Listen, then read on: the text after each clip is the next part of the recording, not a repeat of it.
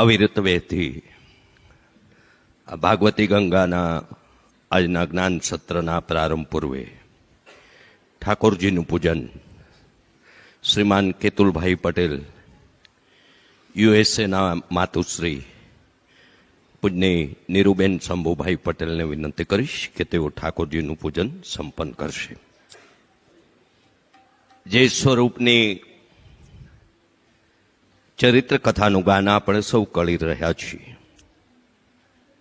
અને દેવોનો દેવ મહાદેવ પણ એના વિકલ્પે જો કોઈ અન્ય દેવ પ્રત્યે વધુ અનુરાગ કે જેના વિવિધ સ્વરૂપે આપણે જેને ભજી શકીએ, આપણને ગમે એવું સ્વરૂપમાં એને નિરૂપી શકીએ એવું ચરિત્ર એટલે પૂર્ણ પુરુષોત્તમ ભગવાન શ્રી કૃષ્ણ અને એવા એમના વાંગમય સ્વરૂપ ભાગવત ભગવાનનું પૂજન લીનાબેન અરવિંદભાઈ પંચાલ, જિનલબેન રોનકભાઈ પંચાલ મેસરવાળા પરિવાર સંપન્ન કરે તેવી વિનંતી છે. આ વહેતી ગંગાનું ગાન જેમના શ્રીમુખેથી આપણે સૌ શ્રવણ કરી રહ્યા છીએ એવા પૂજ્ય જિગ્નેશ દાદા રાધે રાધેનું પૂજન પરમ ભગવદીયા સવિતાબેન ચુનીલાલ પંચાલ, કલ્પનાબેન કલ્પેશભાઈ પંચાલ, પૂજાબેન હિતેશભાઈ પંચાલ સૈદરાણાવાળા પરિવાર હાલ અમદાવાદને વિનંતી કરીશ કે તેઓ વક્તા મહોદય શ્રીનું પૂજન સંપન્ન કરશે. સતત હરિદ્વારમાં ગંગાનો પ્રવાહ અને આપણે સૌ જાણીએ છીએ કે ત્યાં એ ભૂમિમાં અને એમાં સ્નાન કરવાથી પણ એ ક્યારે કે માનો તો મેં ગંગામાં હું ના મેં માનો તો બહેતા પાની, આમ છે ઘણું પણ સ્વીકારવું અને માનવું એના ઉપર એ અવલંબતું હોય છે.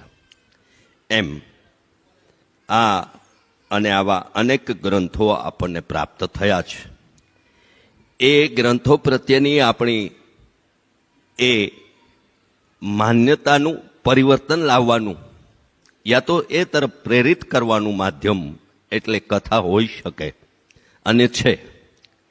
અને એટલે જ કથાનક કે કથા ગ્રંથ એક જ હોવા છતાં વિવિધ વક્તાઓના જ્ઞાન, ચિંતન, મનન, રજૂઆત, એમની વાણી પ્રવાહિતા અને એના વક્તવ્યના એ વિવરણને આધારે લાખોની સંખ્યામાં લોકો સતત ગવાતા આ ગાનનું ગ્રહણ કે સ્મરણ કે શ્રવણ કરી રહ્યા છે.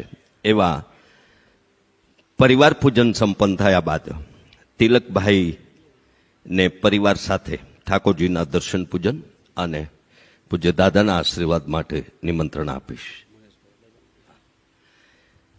આપણે સૌ નિત્ય દાદાના મુખેથી આ 30 દિવસીય જ્ઞાન યજ્ઞનું આયોજનના ભાગ્યશાળી, સદભાગી, અહોભાગી મનોરથીઓના નામનો ઉલ્લેખ હંમેશા આપણે શ્રવણ કરતા હોઈએ છીએ. સમયના અભાવે કદાચ હું બધાના નામ ન બોલી શકતો હોઉં અને ઘણીવાર પુનરાવર્તન પણ ટાળતા હોઈએ છીએ. એવા આ સમગ્ર મનોરથી પરિવાર પૈકીનું સતત સક્રિય રીતે જેમની ભાગીદારી આ આયોજનમાં રહી છે એવા આ આયોજનના મનોરથી મહેશભાઈ પટેલને પણ વિનંતી કરીશ કે તેઓ કથા મંચ પર પધારી આશીર્વાદ પૂજન અને સત્કાર સ્વીકારે તેવી વિનંતી છે. કથા ગાનની સાથે આપણે Radhe Radhe education and charitable trust દ્વારા સેવા, શિક્ષણ, સંસ્કાર, સામાજિક ઉત્તરદાયિત્વ અને સામાજિક સેવાના અનેક સેવા કર્મોના કાર્ય હાથ ધરી રહ્યા છે. 39 વીઘા જેટલા પાવન પરિસરમાં વેદ વિદ્યાલય તથાસ્તુ વિદ્યાપીઠ એટલે કે ગરીબ ઘરના ધોરણ 11-12 વિજ્ઞાન પ્રવાહના બાળકો માટેના નિઃશુલ્કપણે અધ્યયન અને અભ્યાસ, આવાસ, નિવાસ સાથેની સુવિધા તો આપણે આપ સૌના સહકારથી પૂરી પાડવા જઈ રહ્યા જ છીએ. પણ સાથે સાથે આપણે એવી પણ ચિંતા સેવી છે કે જે વડીલોની વયસ્કતા હોય અને જેમને કોઈ સંતાન ન હોય એવા વડીલો માટે પણ આપણે એક એમના આવાસ નિવાસની એક વડીલોનો વિસામો નામે આપણે વૃદ્ધાશ્રમનું નિર્માણ કરવા જઈ રહ્યા છીએ.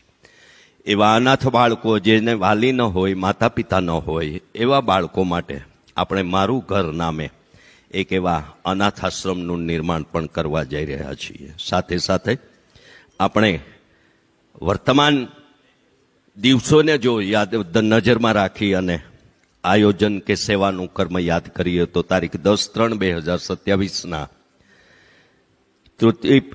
ચતુર્થ સમૂહ લગ્નોત્સવ અને તૃતીય પાટોત્સવના પ્રસંગની સાથે બાપ વગરની 21 દીકરીઓના સમૂહ લગ્નોત્સવના કન્યાદાનના એ સેવા કર્મનો એક અવસર અથવા તક આપણને પ્રાપ્ત થવા જઈ રહી છે.